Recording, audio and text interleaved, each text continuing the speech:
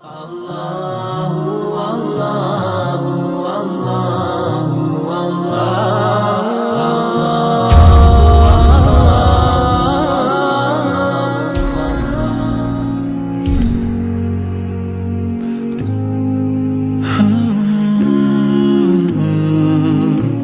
brothers and sisters in Islam, how much does Allah subhanahu wa ta'ala do for us? He created us. He gave us life. He gave us good health. He gave us wealth. He gave us children. He gave us wives and spouses. He gave us beautiful homes to live in. He promises for us an eternal paradise. He will elevate our status and let us look at His face on the Day of Judgment. How does Allah subhanahu wa ta'ala love us so much? Is shown by the fact that even when we disobey Him, He still feeds us, He still clothes us, He still lets us breathe by Allah. He still provides for us and nourishes us and sustains us. Even whilst we're disobeying Him by Allah, even when we're committing that sin, Allah is still letting us breathe, Allah is still letting us eat our food. Ya salam. How great and how noble and how merciful is Allah subhanahu wa ta'ala. How is it so that Abu Bakr, as the Amir, as the head of a state, he would travel every day after Fajr to a blind elderly woman's house and clean her house, and prepare her children, tend to her animals, and yet she didn't even know who he was, who this man was. What about Umar al-Khattab radiallahu anhu? What about him? He was on his way to kill the Prophet ﷺ, and instead he accepted Islam, and his love for Allah Azza wa Jal and his deen was so great that while all the other Muslims were hiding their Islam, he was ready to proclaim his Islam. What about Uthman ibn Affan radiallahu anhu wa ardah? What about him when he was asked to give? When he gave, my dear brothers and sisters, he gave from the best of what we had. Uthman ibn Affan, he gave the best of what he had in all of what he had, or as much as he could. Ali ibn Abi Talib radiallahu anhu, the Sahaba said that they left him after Isha in ruku', and they came before Fajr and they found him in ruku', except there was one difference. There was one difference, that his beard was soaked. His beard was soaked and there was a puddle beneath him. Ya Allah, Ya Allah. But by Allah, you are special. You are special. He created you and you're more valuable to Allah subhanahu wa ta'ala than the Kaaba. Wallahi, the scholars of Islam say, the tears of a believer are more precious than the Kaaba. Hakada qala Shawkani. My brothers, my sisters in Islam, one day the Prophet sallallahu alaihi wasallam stood up in the depths of the night. It is authentically reported in Al-Bukhari that he raised his hands up to the heavens and he said, Oh Allah, my ummah, my ummah. Ya Allah, my ummah, my ummah. Ya Allah, my ummah, my ummah. He couldn't say more than that. He couldn't finish his sentences because he was so emotional. Until the night passed and the last third of the night came, until Fajr time came, and at that point Jibreel alayhi salatu wasalam came down and said, Ya Muhammad sallallahu alayhi wasallam, Allah has sent me and said, Ya Muhammad, your Lord will not disappoint you regarding your ummah. Your Lord will not disappoint you regarding your ummah. The question is, brothers and sisters in Islam, are we going to disappoint our Prophet sallallahu alaihi wasallam? What is it that you have done to prove to Allah subhanahu wa ta'ala that you love Him? To prove to Allah subhanahu wa ta'ala when He asks you on the Day of Judgment, Ya abdi, oh my slave, how have you proven that you love me so that I may love you back on this day? Be you of those people who fulfill His vision. Be you of those people who fulfill your love for Allah Azza wa Jal by pursuing the vision of Rasulullah sallallahu alaihi wasallam on this earth. Ask yourself, do you love Allah?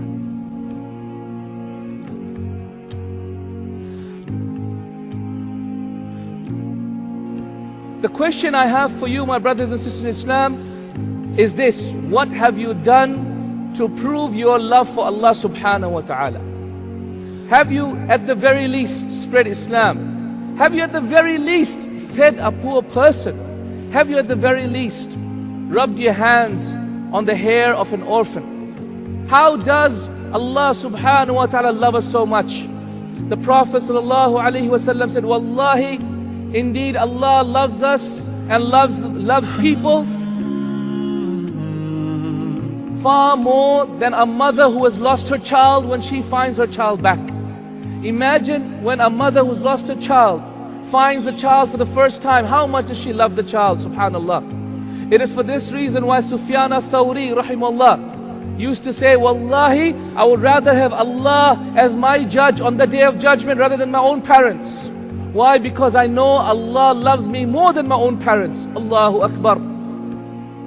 My brothers and my sisters in Islam, how much does Allah Azza wa Jal love us is shown by the fact that even when we disobey Him, He still feeds us, He still clothes us, He still lets us breathe by Allah.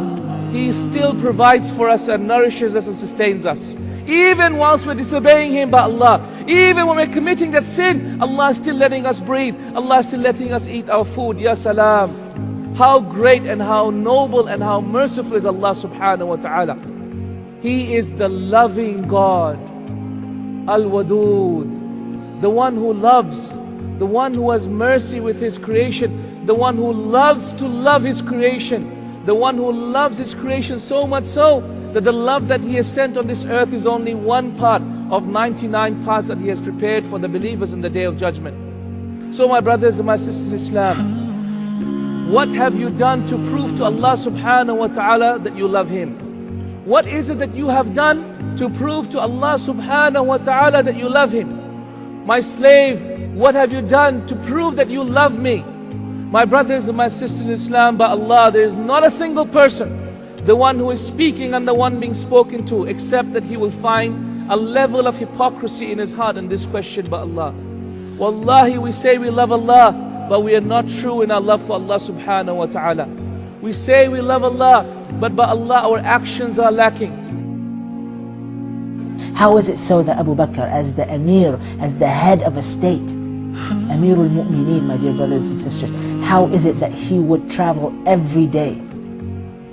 He would travel every day after Fajr to a blind elderly woman's house and clean her house. And yet she didn't even know who he was, who this man was, what this man did.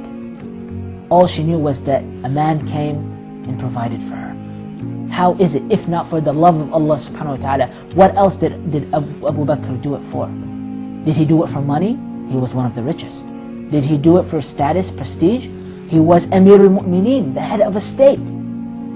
So my dear brothers and sisters, such was the love that Abu Bakr radiallahu anhu had for Allah subhanahu wa ta'ala.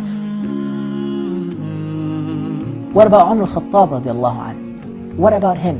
He was on his way to kill the Prophet ﷺ, to kill the Prophet ﷺ, and instead he accepted Islam. And his love for Allah Azza wa Jal and his deen was so great that while all the other Muslims were hiding their Islam, he was ready to proclaim his Islam. He was ready to tell everyone about this new ni'mah, this new rahmah that Allah Azza wa Jal bestowed upon him. Such was the love that he had with Allah Azza wa Jal. What about Uthman ibn Affan radiallahu anhu wa ardah? What about him when he was asked to give? When he gave, my dear brothers and sisters, when he gave from the best of what we had. Imagine, when we give things that we don't use. We give second-hand items. We give the extra money that we don't need. Uthman ibn Affan, he gave the best of what he had in all of what he had, or as much as he could.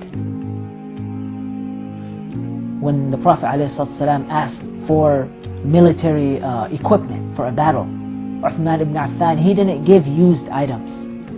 He gave what we would be an equivalent of today, fully loaded Humvees.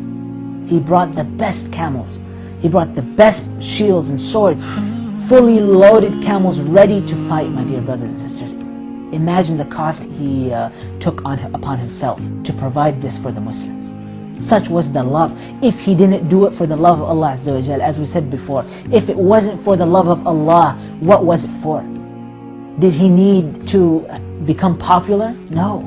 His status was there. His wealth was there. He had everything he needed. He only desired Allah Azza wa Jal. He desired to have a relationship with Allah subhanahu wa ta'ala. Such was the love that he had for him subhanahu wa ta'ala. Ali ibn Abi Talib radiallahu anhu, What do you think allowed him to spend the entire night in salah, the entire night in ibadah of Allah Azza wa Jal? The Sahaba said that they left him after Isha in ruku', and they came before Fajr and they found him in ruku', except there was one difference. There was one difference, that his beard was soaked. His beard was soaked and there was a puddle beneath him. Ya Allah, Ya Allah, what gave him the happiness to do that? To pray all night. He was one of the 10 promised Jannah, my dear brothers. One of the 10 promised Jannah. Yet he worked like he was promised Jahannam. Because his desire, his love to be with Allah, even though he was promised Jannah, pushed him to work as hard. Such was the genuine love that Ali ibn Abi Talib had. What about people like Ahmad ibn Hanbal? The love he had, Ya Allah, is just humbling. This is a man, we can claim those were Sahaba, a knowledgeable man like you and me. When he was arrested once, the punishment for him was 100 lashes. 100 lashes on the great Imam, rahimahullah. So when they executed this punishment, it was executed in public, and the people saw it and his students saw it. So the executor, he began to whip. 100 lashes. And in between those lashes, he passed out. When he regained consciousness, he found that his students had gathered around him in his house. First question he asked, after being whipped and everything, he said, "Did you guys pray Asr?" And his students replied, "Yes." So he said, "Then make wudu for me so I can pray the Asr." And then after the Salah, the students were around him and they asked him a question. They asked him, "Oh Shaykh, when the whipper was whipping you, we were crying out of the pain that you were going through, yet you were smiling.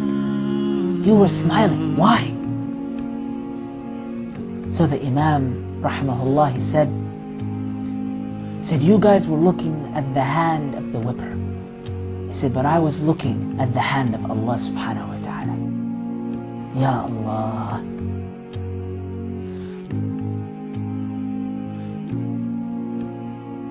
If it wasn't for the love that he had for Allah Azza wa Jal, how else would he think the way he thought in his punishment?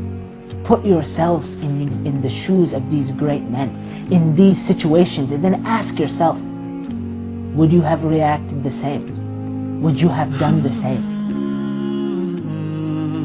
Would you have thought the same? And ultimately, ask yourself, do you love Allah? No one amongst us does not want to love Allah. Every single Muslim in this audience and out there, the billions of Muslimin, everyone will say, "I love Allah," or "I want to love Allah." However, certain things prevent them from proving their love for Allah Azza wa Jal. The first thing that prevents them is this negativity. I can't be that great. I can't prove my love to Allah. I've done too much sins. I'm not someone special. I don't have Islamic knowledge. I only know so little. I'm not from a great family. I'm not a great speaker. How can I truly do so many things? How can I prove my actions? How can I increase my actions in order to prove my love to Allah Azza wa Jal? I'm no one special. But by Allah, you are special. You are special.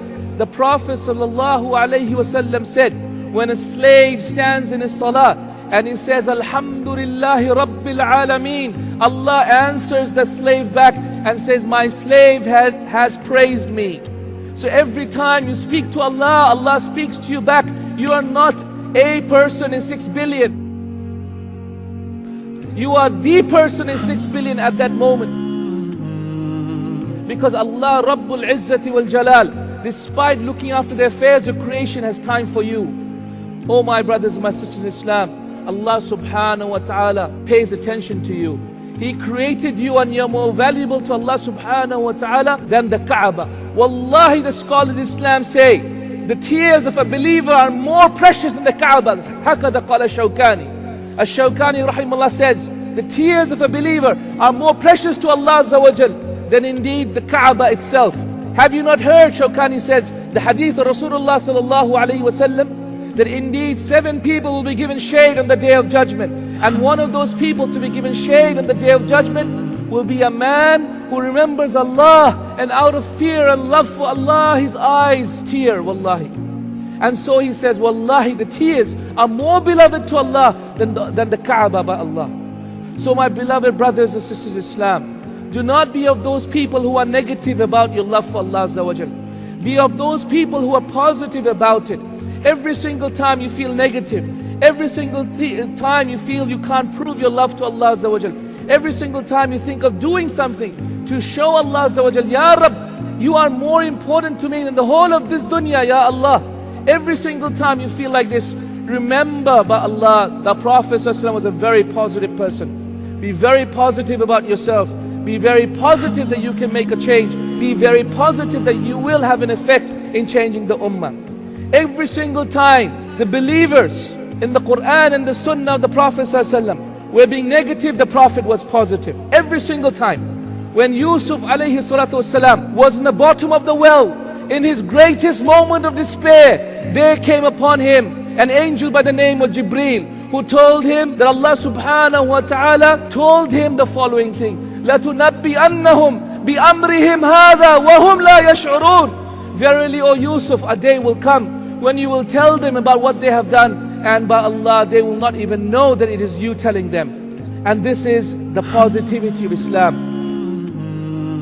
When the mother of Musa alayhi salatu wasalam was despairing, what did Allah subhanahu wa ta'ala tell her?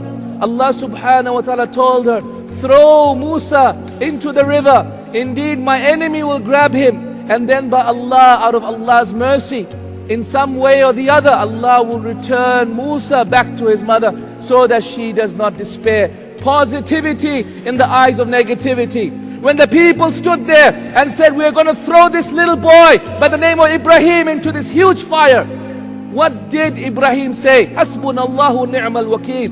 Ibn Abbas said, this was said by 3 people. The first person who said it was Ibrahim alayhi salatu wassalam. When the people all gathered together, built a huge fire to throw Ibrahim in there, what did he say? Positivity in the eyes of tremendous negativity. Hasbunallahu ni'mal wakeel. Allah is our protector, and enough is He a protector over us.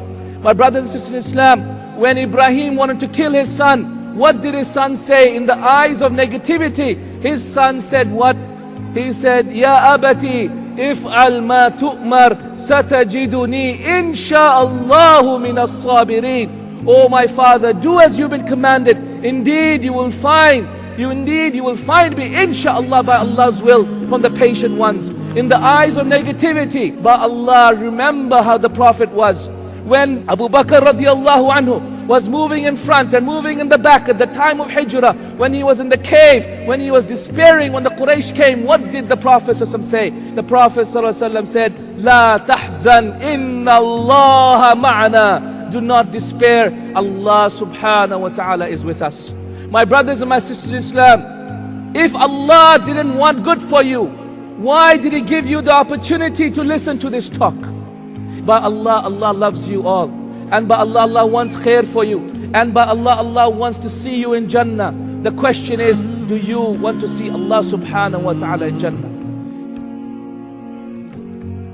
Indeed, the Prophet sallallahu alayhi wasallam said in the authentic hadith, whoever loves to meet Allah, Allah loves to meet him. And whoever hates to meet Allah, Allah hates to meet him. Ask yourself, are you from those people? My brothers and my sisters in Islam, my brothers and my sisters in Islam, one day the Prophet ﷺ stood up in the depths of the night. It is authentically reported in Al-Bukhari that he raised his hands up to the heavens and he said, Oh Allah, my ummah, my ummah. Ya Allah, my ummah, my ummah. Ya Allah, my ummah, my ummah. He couldn't say more than that. He couldn't finish his sentences because he was so emotional. Until the night passed and the last third of the night came, until Fajr time came. And at that point, Jibreel alayhi salatu wasalam came down and said, Ya Muhammad sallallahu alayhi wasallam, Allah has sent me and said, Ya Muhammad, your Lord will not disappoint you regarding your ummah.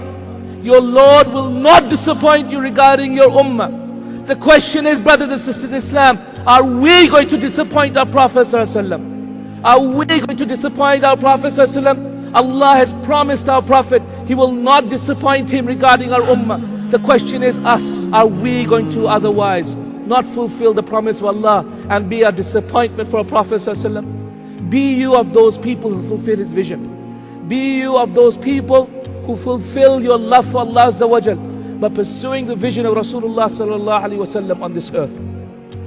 I ask you, my brothers and sisters in Islam, if you're feeling negative because you're constantly criticized in this work, remember what Ibn Taymiyyah rahimahullah said. He said, Wallahi, Allah loved Abu Bakr and Umar so much that He created a nation of millions of people known as the Shia who would curse Abu Bakr day and night, so that by Allah Abu Bakr can take their good deeds and they can take the bad deeds of Abu Bakr and Umar. Allahu Akbar. This is the positivity in the eyes of negativity. This is why Shafi'i rahimullah used to say, measly is the situation of the person who is not criticized. So do not be afraid of criticism. Do not be afraid of those people who talk too much. Get on and get doing your good deeds. Do not worry about people who criticize and tell you otherwise. For those people who are going through great difficulty in their life, remember the story of Al-Mutanabbi, a great poet in Arabia. He used to say, whenever I used to have disease and had difficulty in my body, I used to write the best of poetry, the most emotional poetry. And indeed, I would wait for those times of difficulty because my poetry would be the best. So if you're of those people who are afflicted by difficulty, remember the story of Al-Mutanabbi. For those people who are significantly trying to do da'wah to your families, people come to me and say, I've been trying to change my family, I've been trying to change them, telling my mom to pray, my dad to pray. What message do I have for you? I have the message of the great scholar Abdullah ibn Mubarak. Abdullah ibn Mubarak used to have a Jewish neighbor, and he used to give him da'wah for 20 years, until a day came when the Khalifa came to Abdullah ibn Mubarak and came to the neighbor of Abdullah ibn Mubarak, the Jewish neighbor, and said, I have to demolish your house because we have to build a road on this path. And what did the Jewish neighbor say? He said, okay, I will sell you my house for 2,000 dinars. So the Khalifa said, why 2,000 when the house is only 1,000 gold dinars? He said 1,000 gold dinars for the house and 1,000 for being the neighbor of Abdullah ibn Mubarak. Then he went to Abdullah ibn Mubarak and accepted Islam. My brothers and my sisters in Islam, those who are despairing that your parents don't listen to you, your wife doesn't pray, your husband doesn't listen, your uncle, aunties, your brothers and sisters not listening to you, be patient by Allah. Just like Abdullah ibn Mubarak was. Because when they lose you, by Allah, they will surely understand the value that you have come to them. For those people who have lost hope, think that they cannot do any good at all, remember the story of Al-Sarakhsi rahimahullah. Imam Al-Sarakhsi, the great scholar of the Hanafi madhab, was imprisoned in the well for 10 years. But by Allah, this did not stop him. He used to recite at the bottom of the well. He used to recite his book until his students would come at the top of the well and write down everything he used to say, until they filled up a volume of 27 volumes of a book by the name of Al-Mabsut. 27 volumes from what As-Sarakhsi would say from the bottom of the well. Never despair. You can always prove your love to Allah Azza wa Jal, wherever you are, in whatever situation you are. For those people who are being harmed, who are being hurt by your families and by your situation now, but Allah, remember the situation Imam Ahmed rahimahullah, and remember that he was also harmed and hurt for years and years. He was lashed until his arms were out of his sockets, yet he never gave up being upon the truth. For those people who are looking at the situation of the Muslimin around us and say there is no hope for this ummah is destroyed. Those who look at the situation of Islam and Muslims and the countries of Islam and Muslims being eaten up by other people, but Allah, never despair. Let me tell you what Ibn Kathir says in his Bidayah and Nihaya, and I recite to you the following. He says, 1,000,000 crusaders entered into Bayt al-Maqdis, and they did with it what animals do in the forest, and they perpetrated that which even the shaitans do not do. In 1 week, they killed 60,000 people. From them, the scholars, the worshippers, the imams of masajid, and the ascetics. They put up the cross over Bayt al-Maqdis. They brought into Bayt al-Maqdis the pigs and replaced the adhan with the callings of disbelief and shirk. And people cried and they cried and they cried, and they thought that Bayt al-Maqdis would never ever return to the control of Islam and Muslims, and that there will never be an end to this trial and tribulation of the people of Islam. So the disgrace upon the believers continued until Allah raised from this ummah a hero who planted the love for the blood of struggling in the path of Allah flow through the veins, and he planted the spirit of struggle and valor in the souls, and he destroyed the pessimism that had unsheathed the hearts. So there stood the man by the name of Salahuddin, and he called out from A'maq and Jadana. He said, "Oh, woe to Islam." On that cry, the heroes from the army of Muhammad sallallahu alaihi wasallam stood up until they met the crusaders, and they killed 30,000 of them, and they opened up Al-Quds and they purified the sacred lands from the evil ones. Their victory continued until the crusaders had no option but to pay the jizya from a lowly hand, after the crusaders had been the commanders in authority in power for 91 years. My brothers and my sisters in Islam, those who are despairing about the situation of the ummah, by Allah, it could be we are on that 90th year. We could be on the 90th year, the year before Allah gives this ummah victory. Never despair of the mercy of Allah subhanahu wa ta'ala. Never despair, and prove your love to Allah subhanahu wa ta'ala. Go out there, do every work of good, and may Allah subhanahu wa ta'ala make your deeds acceptable to Him. For those who think that they don't have the skills and the knowledge and the ability, by Allah, I will tell you, every single person that has made an effect in this dunya was not a really great man before they became great.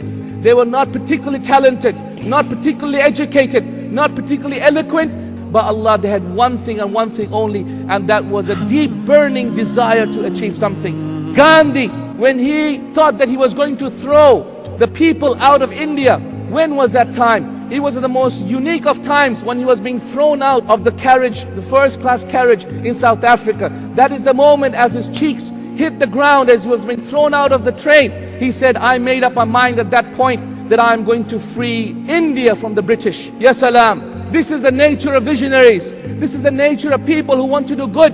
That by Allah, their visions are completely illogical sometimes, completely incomprehensible, completely imbecilic sometimes to people. But by Allah, this is the nature of visions. This is the power of vision. This is the power of passion, my brothers and sisters in Islam. It's completely illogical, but by Allah, by some heavenly logic, Allah subhanahu wa ta'ala makes it possible. So my brothers and my sisters in Islam, let this be the call that you all have. Let this be the promise that you all make as you walk out of this conference. So my brothers and my sisters in Islam, make an oath and a promise to Allah subhanahu wa ta'ala that you're going to do something to prove your love to Allah Azza wa Jal. And by Allah, be of those people who fulfill your promise. And I remind you all, lastly, of the ayah and the verse in the Quran. Verily from the believers are those who have fulfilled what they have promised Allah subhanahu wa ta'ala. Minhum man qada nahbahu. From them are those people who have already passed away. Wa minhum man yantadhir. And from them are those people that are still waiting to fulfill their promise. وَمَا بَدَّلُوا تَبْدِيلًا. They have not changed by Allah in their promise. The scholars of tafsir say this verse was revealed regarding a sahabi by the name of Anas bin Nadhr. Anas bin Nadhr radiyallahu anhu was a sahabi who accepted Islam just right after Badr, just before Uhud. And by Allah, when he accepted Islam after Badr but before Uhud, he felt sad. He felt sad. Why did he feel sad? Because he had missed the greatest of battles, the battle of Badr. So he made a promise to Allah, raising his hands to the heavens, say, Ya Rabbi, if you give me another chance, I will prove to you my promise to you. So Allah subhanahu wa ta'ala gave him a chance and gave him the battle of Uhud. And he fought in the battle of Uhud until they said that he was wounded 36 times, all in the front. And they could not recognize him except by the tip of his fingers that his sister would recognize him for. Why?